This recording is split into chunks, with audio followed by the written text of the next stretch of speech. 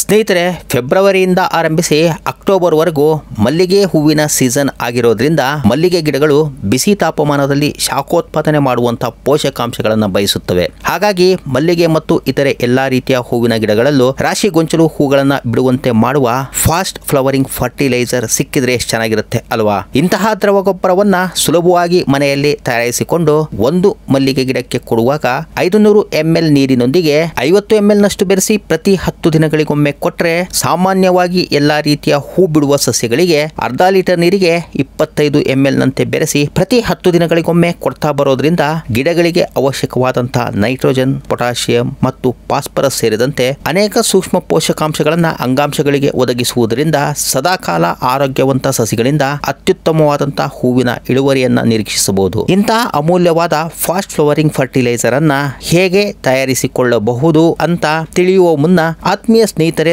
ತಾವು ಮೇರಿಸ್ ಮನೆ garden channel ಅನ್ನು ವೀಕ್ಷಣೆ ಮಾಡ್ತಾ ಇದ್ದೀರಾ. ನಾನು ನಿಮ್ಮ ದೀಪಕ್ ಕುಮಾರ್ ಟಿಟಿ ತಮಗೆಲ್ಲ ಆತ್ಮೀಯ ಸ್ವಾಗತವನ್ನ ಕೋರ್ತೇನೆ. ಇನ್ನ ಯಾರೆಲ್ಲ ಹೊಸ ವೀಕ್ಷಕ ಸ್ನೇಹಿತರು ಸಬ್ಸ್ಕ್ರೈಬ್ ಮಾಡ್ಕೊಂಡಿಲ್ವೋ ಅವರು ತಕ್ಷಣ ಸಬ್ಸ್ಕ್ರೈಬ್ ಮಾಡಿಕೊಂಡು ಬೆಲ್ ಬಟನ್ ಪ್ರೆಸ್ ಮಾಡಿ ಅದರಲ್ಲಿ ಆಲ್ ಅನ್ನ ಸೆಲೆಕ್ಟ್ ಮಾಡಿಕೊಂಡ್ರೆ ನಾವು ರಿಲೀಸ್ ಮಾಡುವ ಮಾಹಿತಿ ಪೂರ್ಣ ವಿಡಿಯೋಗಳ ನೋಟಿಫಿಕೇಶನ್ ಅನ್ನ ಯೂಟ್ಯೂಬ್ ನಿಮಗೆ ಕಳಿಸಿಕೊಡುತ್ತೆ. ಈ ವಿಡಿಯೋ ಇಷ್ಟವಾದ್ರೆ ಒಂದು ಲೈಕ್ ಈಗಲೇ ಕೊಟ್ಬಿಡಿ ಮತ್ತು ಇನ್ಫಾರ್ಮೇಟಿವ್ ಅಂತೇಳಿ ಅನ್ಸಿದ್ರೆ ನಿಮ್ಮ ಫ್ರೆಂಡ್ಸ್ ಮತ್ತು ರಿಲೇಟಿವ್ಸ್ ಗಳಿಗೂ ಕೂಡ ವಿಡಿಯೋ ಶೇರ್ ಮಾಡುವಂತೆ ವಿನಂತಿಸಿಕೊಳ್ತೇವೆ. ಬನ್ನಿ, ಫಾಸ್ಟ್ ಫ್ಲವರಿಂಗ್ ಫರ್ಟಿಲೈಸರ್ ತಯಾರಿಸಲು ಬೇಕಾದ ಕೈಗೆಟುಕುವ ಸಾಮಗ್ರಿಗಳ ಜೊತೆಗೆ ಅವುಗಳಿಂದ ಗಿಡಗಳಿಗೆ ಆಗುವ ಪ್ರಯೋಜನವನ್ನ ತಿಳಿಯುತ್ತಾ ಸಾಗೋಣ.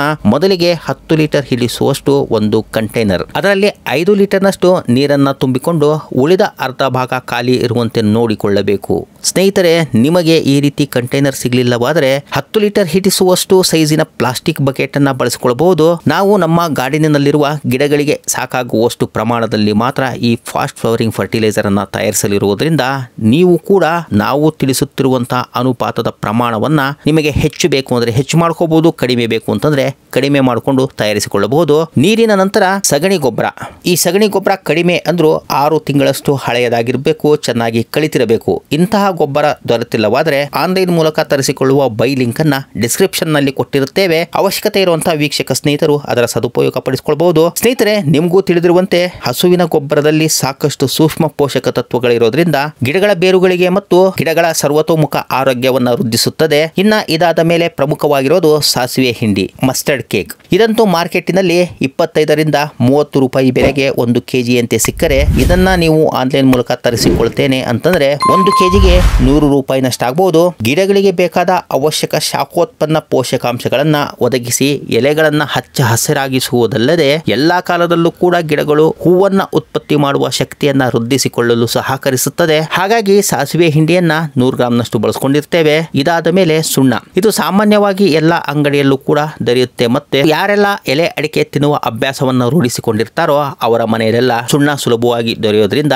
ಇಂತಹ ಸುಣ್ಣವನ್ನ 1 ಟೇಬಲ್ ಸ್ಪೂನ್ ನಷ್ಟು ಉಪಯೋಗಿಸಿಕೊಳ್ಳೋದ್ರಿಂದ ಸುಣ್ಣದಲ್ಲಿರುವಂತಹ ಕ್ಯಾಲ್ಸಿಯಂ ಕಾರ್ಬೋನೇಟ್ಗಳು ಗಿಡಗಳಲ್ಲಿ ಪ್ರೀಮೆಚೂರ್ ಮೊಗ್ಗು, ಹೂವು, ಕಾಯಿ ಉದುರುವುದನ್ನ ತಡೆಗಟ್ಟಿ ಕಾಂಡದೊಳಗಿನ ಅಂಗಾಂಶಗಳ ಗೋಡೆ ಗಟ್ಟಿಯಾಗುವಂತೆ ಮಾಡುತ್ತದೆ. ಹಾಗಂತ ಅಗತ್ಯಕ್ಕಿಂತ ಹೆಚ್ಚಿನ ಸುಣ್ಣವನ್ನ ಬಳಕೆ ಮಾಡೋದ್ರಿಂದ ಬೇರು ಮತ್ತೆ ಕಾಂಡಗಳಿಗೆ ಜೊತೆಗೆ ಗಿಡಗಳಿಗೂ ಕೂಡ ಹಾನಿ ಉಂಟು ಮಾಡಬಹುದು ಎಂಬುದನ್ನು ನೆನಪಿನಲ್ಲಿಟ್ಟುಕೊಂಡು ತಿಳಿಸಲಾದ ಅನುಪಾತದಲ್ಲಷ್ಟೇ ಬಳಸಿಕೊಳ್ಳುವುದು ಸೂಕ್ತ. ಇನ್ನ 50 ಗ್ರಾಂನಷ್ಟು ಸಾಧಾರಣ ಆರ್ಗಾನಿಕ್ ಬಳಕೆಗೆ ಬಾರದಂತಹ ಅಥವಾ ಗಸಿ ಬೆಲ್ಲವಾದರೂ ಪರವಾಗಿಲ್ಲ, ಬೆಲ್ಲ ನಾವು ತಯಾರಿಸಲಿರುವಂತಹ ಫಾಸ್ಟ್ ಫ್ಲವರಿಂಗ್ ಫರ್ಟಿಲೈಸರ್ ಮಿಶ್ರಣದಲ್ಲಿ ಉತ್ಪತ್ತಿಯಾಗಲಿರುವ ಅತಿ ಸೂಕ್ಷ್ಮ ಮತ್ತು ಅವಶ್ಯಕ ಜೀವಾಣುಗಳ ವೃದ್ಧಿಗೆ ಆಹಾರದಂತೆ ಕಾರ್ಯನಿರ್ವಹಿಸುತ್ತದೆ. ಕೆಲ ವೀಕ್ಷಕ ಸ್ನೇಹಿತರು ಯೋಚಿಸ್ತಾ ಇರಬಹುದು, ಇಂತಹ ಆರ್ಗಾನಿಕ್ ಮಿಶ್ರಣ ತಯಾರಿಕೆಯಲ್ಲಿ ಬೆಲ್ಲ ಬೆರೆಸೋದ್ರಿಂದ ಪಾಟಿನಲ್ಲಿರುವಂತಹ ಮಣ್ಣಿಗೆ ಇರುವೆಗಳು ಮುತ್ತಿಕೊಳ್ಳಬಹುದು ಅಂತ. ಇಂತಹ ಸಂಶಯವಿರುವ ಸ್ನೇಹಿತರು ತಿಳಿಸಿದ ಪ್ರಮಾಣದಲ್ಲಿ ಬೆಲ್ಲವನ್ನ ಬಳಸೋದ್ರಿಂದ ಇದರಲ್ಲಿರುವಂತಹ ಸಿಹಿ ಅಂಶ ಅಂದ್ರೆ ಗ್ಲೂಕೋಸ್ ಅನ್ನ ಕೆಲವು ಉಪಯುಕ್ತ ಜೀವಾಣುಗಳು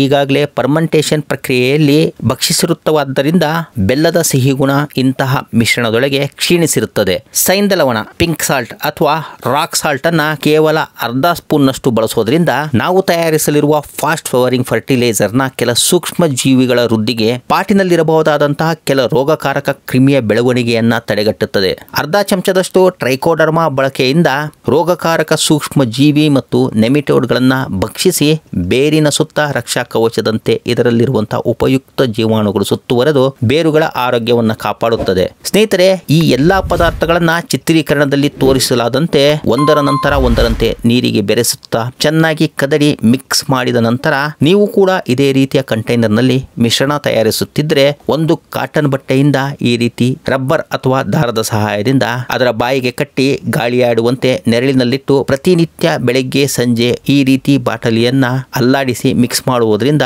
ಕಲಕಿದಾಗ ಮೇಲೆ ಉತ್ಪತ್ತಿಯಾಗುತ್ತಿರುವಂತಹ ನೊರೆಯು ದಿನೇ ದಿನೇ ಕಡಿಮೆಯಾಗುತ್ತಾ ಬೇಸಿಗೆ ಕಾಲವಾದ್ರೆ ಈ ಮಿಶ್ರಣವು 7 ದಿನದಿಂದ 10 ದಿನಗಳೊಳಗೆ ಬಳಕೆಗೆ ಸಿದ್ಧವಾಗುವುದಾದ್ರೆ ಚಳಿ ಅಥವಾ ತಂಪಾದ ವಾತಾವರಣದಲ್ಲಿ ಇದರ ತಯಾರಿಕೆಗೆ 15 ದಿನಗಳವರೆಗೆ ಕಾಲಾವಕಾಶ ತೆಗೆದುಕೊಳ್ಳಬಹುದು. ಸ್ನೇಹಿತರೆ, ಇಂತಹ ಸುಲಭ ವಿಧಾನದಲ್ಲಿ ತಯಾರಿಸಿಕೊಂಡಂತಹ ಫಾಸ್ಟ್ ಫ್ಲವರಿಂಗ್ ಫರ್ಟಿಲೈಸರ್ ದ್ರವ ಗೊಬ್ಬರವನ್ನ ಚಿಗುರೊಡೆದು ಮೊಗ್ಗುಗಳನ್ನ ತಯಾರಿಸುತ್ತಿರುವ ಗಿಡಗಳಿಗಾದ್ರೆ 1 ಲೀಟರ್ ನೀರಿಗೆ 50 ml ನಂತೆ ಬೆರೆಸಿ ಪ್ರತಿ 10 ದಿನಗಳಿಗೊಮ್ಮೆ ಮತ್ತು ಸಾಮಾನ್ಯ ಹೂ ಬಿಡುವ ಸಸ್ಯಗಳಿಗಾದ್ರೆ 1 ಲೀಟರ್ ನೀರಿಗೆ 25 ml ನಂತೆ ಬೆರೆಸಿ ಪ್ರತಿ 10 ದಿನಗಳಿಗೊಮ್ಮೆ ಪುನರಾವರ್ತಿಸುತ್ತಾ ಬಂದ್ರೆ ಸಾಕಷ್ಟು ಮಲ್ಲಿಗೆ ಹೂಗಳನ್ನ ಈ ಸೀಸನ್ ನಲ್ಲಿ ಪಡೆದ್ರೆ ಇತರ ಎಲ್ಲಾ ಕಾಲದ ಹೂಗಳು ನೀಡುವ ಗಿಡಗಳು ಸದಾ ಹೆಚ್ಚಿನ ಹೂವನ್ನ ನೀಡುವ ಸಾಮರ್ಥ್ಯವನ್ನ ಪಡೆಯೋದ್ರಿಂದ ಈ ರೀತಿ ಕೈಗೆಟುಕುವ ಪದಾರ್ಥಗಳಿಂದ ತಯಾರಿಸಿಕೊಂಡ ಮಿಶ್ರಣವನ್ನ ಹೆಚ್ಚು ದಿನಗಳ ಕಾಲ ಇಟ್ಟು ಬಳಕೆ ಮಾಡುವುದರಿಂದ ಸ್ವಲ್ಪ ದುರ್ಗಂಧ ಸೂಸಬಹುದು.